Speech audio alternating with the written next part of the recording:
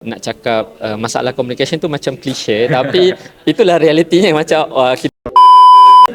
Okay, Coach Park, welcome back to MPL MY. Mungkin boleh share dulu aja ni, kenapa tiba-tiba untuk comeback ni, untuk membuat comeback di MPL MY. Macam mana boleh comeback? Buat yang tak tahu, sebelum saya comeback ni dulu lah, saya buat menjadi project manager lah untuk program Vamos Academy.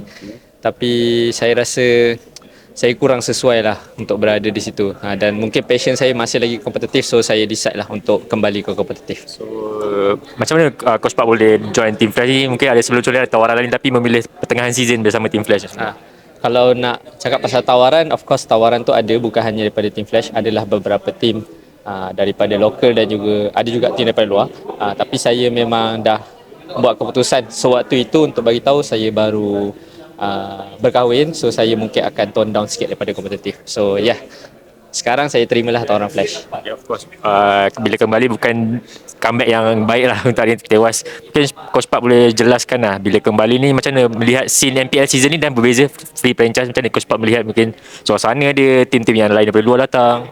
Suasana saya rasa lain lah, bukan culture lah, tapi suasana dia memang sangat-sangat lain. Untuk selalunya kalau kita tengok tim-tim yang macam tim saya sekarang, Team Flash, kalau bottom orang tak datang tengok, tapi tiket kita for this week sold out dua-dua game. So saya rasa memang this is something yang people really want to tengok lah. So saya appreciate the support from everyone lah untuk support this MPL. Coach Park of course bukan pengalaman yang banyak, bawa tim Ha, bawa Homeboy juga ke international. Untuk Coach Park sini macam mana target Coach Park untuk season ni, ataupun after season ni mungkin nak warm up dulu untuk next season baru betul-betul push lah? Okey, saya rasa ni perlawanan pertama saya lah.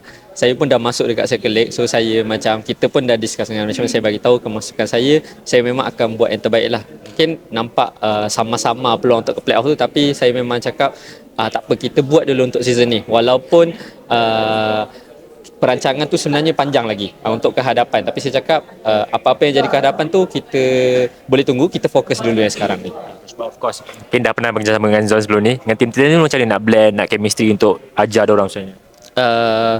Kalau tengok tim Flash dengan tim lain, saya rasa import kita, bukan import lah, maksudnya kombinasi negara tu agak banyak. Ada daripada Singapura, ada daripada Filipina. So nak cakap masalah communication tu macam klise tapi itulah realitinya. Macam saya tak cakap lah Melayu ni tak pandai English, tapi kita susah sikit nak faham English Singapura pun agak high standard dia, bila kita cakap Melayu pun ada susah nak faham. So apa yang kita boleh blend in, apa yang kita try bonding lah, ada dance scream lah, mungkin pergi ke gym, main basketball together. So Tapi of course Coach Park antara orang lama juga dalam MPL ni, bila lihat free franchise tim-tim luar pun datang daripada Indonesia, dia daripada China, macam mana Coach melihat perkembangan MPL tu sendiri di Malaysia?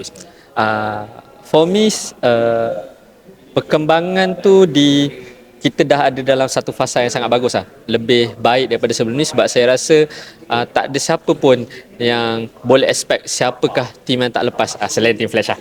Okay.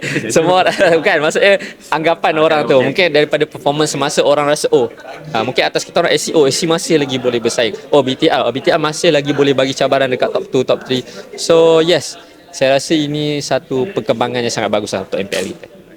Coach, all the best. Thank you so much.